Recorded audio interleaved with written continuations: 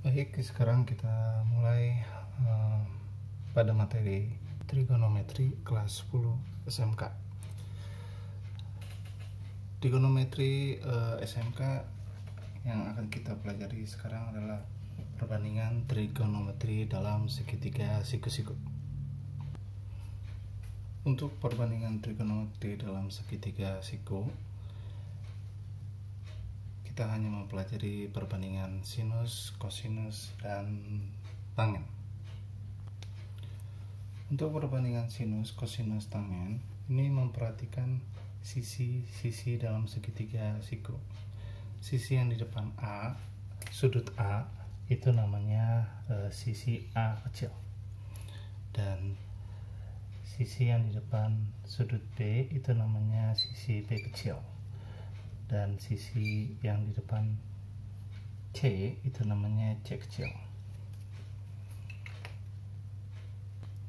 Perbandingannya adalah untuk mempermudah menghafal perbandingan digunakan kalimat yang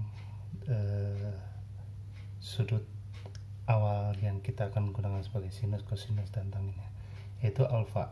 Di depan sudut alfa A ini kita anggap depannya sudut, disingkat D, sebelahnya sudut namanya samping sudut, dan depan yang miring ini kita singkat menjadi mi. Bagaimana perbandingannya untuk sinus alfa? Perbandingannya D per mi. Depan sudut alfa itu ada A, berarti A per miring, miringnya itu C. Bagaimana dengan kosinus? Untuk kosinus itu sa per mi. Sampingnya sudut itu ada B, B kecil, dan miringnya itu C kecil. Gimana dengan tangan?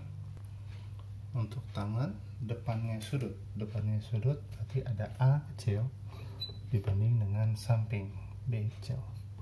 Jadi untuk mengatakannya adalah D, mi, sa, mi, desa. Ini untuk sin, ini untuk cos, dan ini untuk tan. Inilah yang akan kita pergunakan terus. Baik, sekarang kita menuju ke contoh soal segitiga yang kita ketahui salah satunya adalah perbandingan segitiga siku dengan 3:4:5. Contoh segitiga siku 3, 4, dan kemiringannya 5. Tentukan sin alfa, cos alfa, dan tan alfa. Untuk sin alfa, kita ingat bahwa sin alfa perbandingannya adalah depan sudut yaitu 4 dan miring sudut yang 5. Jadi untuk sin alfanya adalah 4/5. Selesai. Bagaimana dengan cos alfa? Cos alfa itu samping miring, samping sudut. Samping sudut itu angka 3 dan miringnya 5. Oke, dan bagaimana dengan tangan alfa? Tangan alfa itu desa, depan banding samping. Depan sudut alfa itu angka 4 dan samping sudut ada angka 3. Jadi depan per samping, jadi hasilnya 4/3. Jadi perbandingan segitiga istimewa ini ada 3, 4, 5, dan ada yang perlu kita hafalkan ada sekitar 4. Segitiga apa aja itu? Ada 4 segitiga yang harus kita hafal selain 3, 4, 5. Ngapalin ya, pertama ingat yang bawahnya dulu. Ada angka apa aja? Ada angka 3, 5, 7, 8. 5 temennya siapa aja? Ya, 5 itu 12, 13. Kalau 7 ada angka berapa aja? 7 itu 24, 25, dan 8, 15, 17.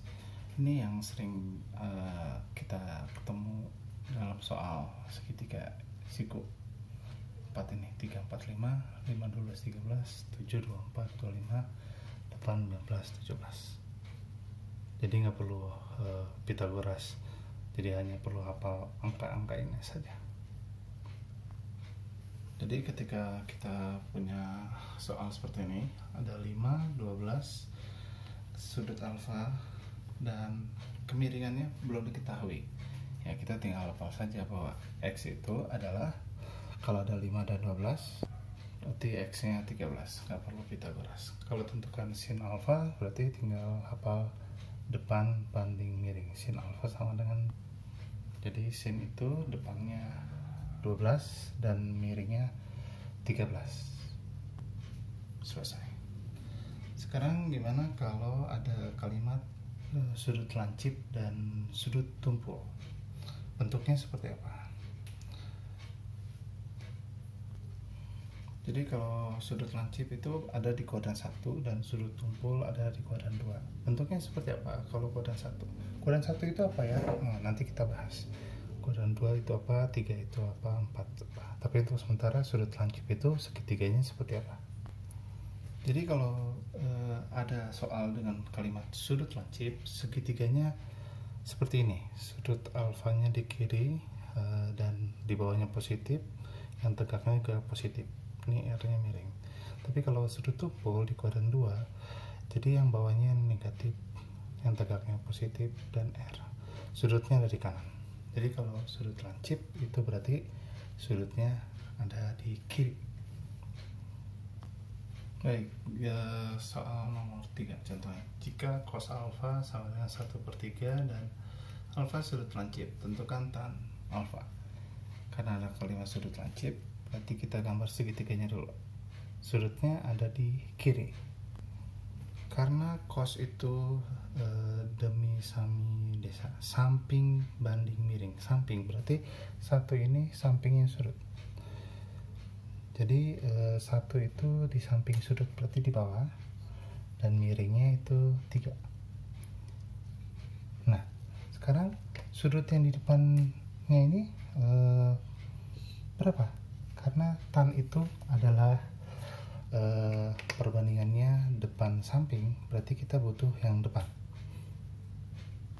Sudut depan, sisi depan sudut itu dicari dengan Pitagoras apabila perbandingan sisi-sisi dari segitiga siku ini tidak seperti yang kita tahu, yaitu 3, 4, 5, 5, 12, 13, 7, 24, 25, dan 8, 15, 17. Kita jadi cari X nya ini dengan Pitagoras.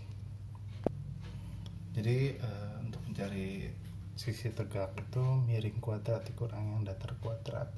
Jadi hasilnya adalah akar 8.